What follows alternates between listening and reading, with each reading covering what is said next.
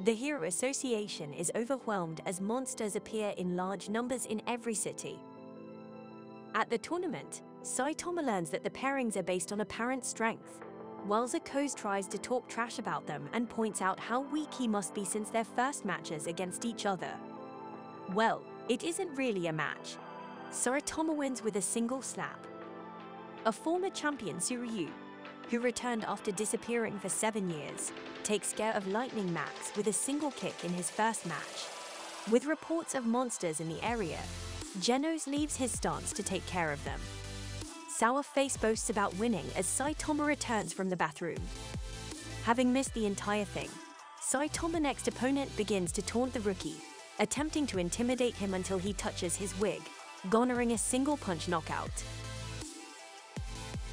Meanwhile, more monsters appear while the heroes become stretched thin trying to combat the large-scale assault. Genos barely beats an elusive cockroach man, only to get blindsided by a dragon-level threat at the tournament, Tsuryu, who taunts Snack, dissing heroes, claiming that only the strong will survive before winning yet another match with a single blow. Best-class heroes join the foray against the monster assault in an attempt to turn the tide, while Saitama faces off against a ruthless psychopath, more like a toothless handicap. After a single smack during the chaos, the Atomic Samurai meets with the Council of Swordmasters regarding the Garo problem. Instead of devising a plot to combat the monsters, Haggerty has joined them, trying to entice the others with monster cells and claiming that consuming them will give them incredible power. Though it's nothing nuclear, the Atomic Samurai splits him in two.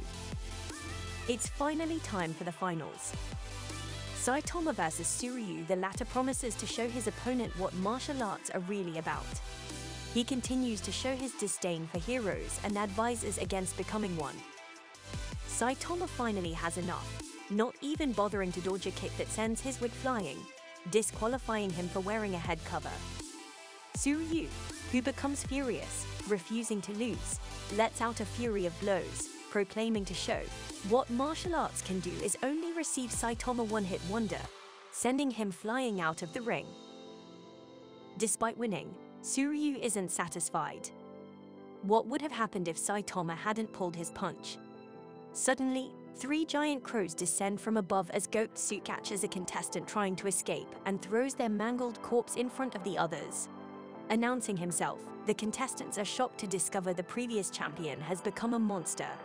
He offers the contestants monster cells, the only alternative, death. Most decide to eat the cells. But Tsuryu, you refuse, deciding to battle the newly created monsters. Elsewhere, Garo finds the watchdog man, and they start to fight.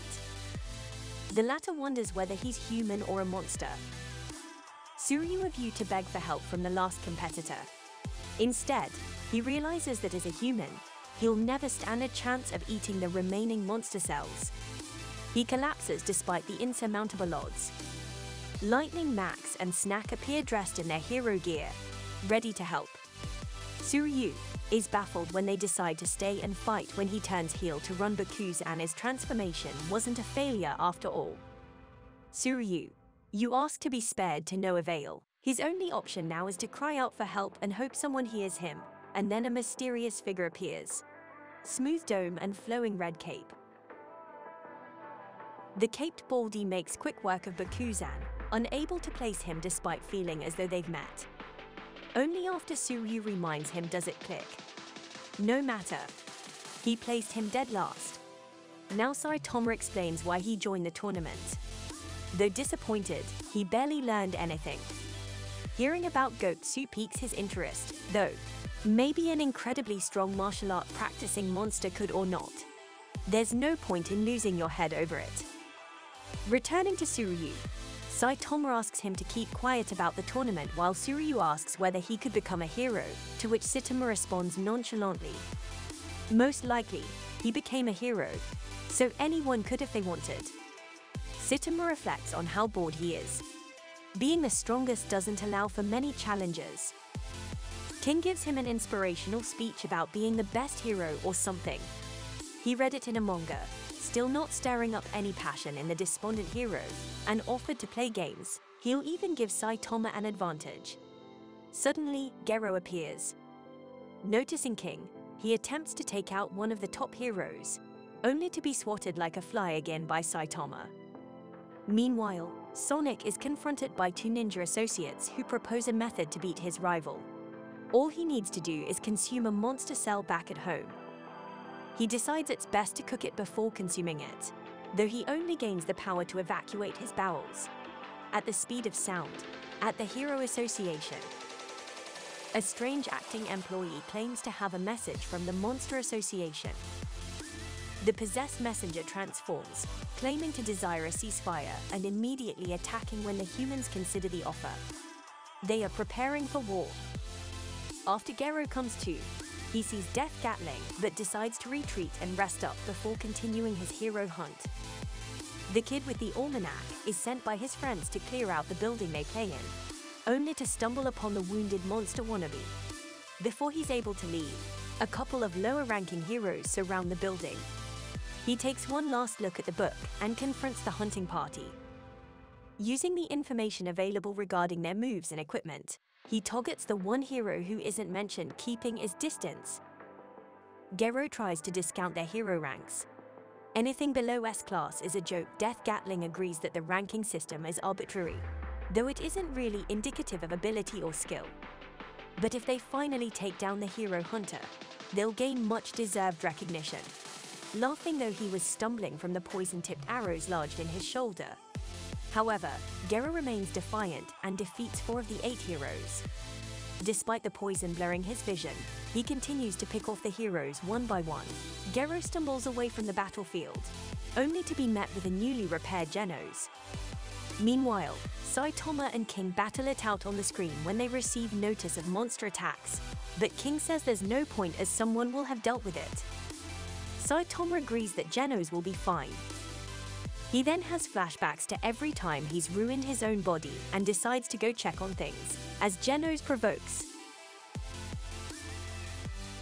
Gyro admitting there are bigger problems than a small fry hero hunter and readies another attack monsters appear out of the ground. They attempt to take Genos out while recruiting and enraging Garo. Before Genos can cause himself any harm in a bid to take out the enemy, Bang and Bomb arrive, requesting to take over. Hearing Bang's voice gives Garo flashbacks to his youth at the dojo, only angering him further. Using Bang's own style against him is futile. His only chance is to use unexpected means to gain the upper hand. Using Watchdog Man's style confuses the heroes long enough to avoid taking even more damage. Phoenix Man continues to watch from above, waiting for his chance to grab Garo and escape, summoning Koto, who emerges from below. Genos jumps into action, giving it everything he's got. It's not enough. Bang and Bomb combine their styles, attacking the monster's head, but the giant merely sheds its exoskeleton, barely taking any damage. Genos enters through its mouth, detonating a large explosion from within the creature's body, burning it from the inside out, but it's still not enough. Suddenly they hear King's voice through a megaphone, claiming that the #1 hero Blast is there to face off against Centauro. Knowing about the monster's grudge, the monster takes the bait, diving headfirst toward a defenseless King waiting for Saitama to step in. At the last second, the bald wonder takes a crack at the enormous flying bug's face, absolutely obliterating the insect like it was nothing. Genos asks his master what he still lacks and thanks him vehemently when Saitama simply answers power. Worry King, nobody can live up to the Kate Baldy. Thank you for sticking until the end. Subscribe for more videos like this. I'll take you out.